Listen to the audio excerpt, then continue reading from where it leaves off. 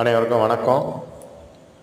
நம்ம இப்போ பார்க்க போகிற இடம் கன்னியாகுமரி மாவட்டத்தில் தெங்கம்புதூர் ஊர் பக்கத்தில் உசரல ஊரில் தான் ஒரு 28 சென்ட் தென்னந்தோப்பு ப்ளஸ் வீட்டு மனை,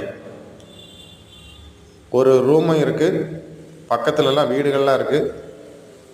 ஒரு 28 தென்னை மரம் நிற்கி, ஒரு 5-6 பனை மரம் நிற்கி, இளம் கண்ணு மரம்லாம் நிற்குது.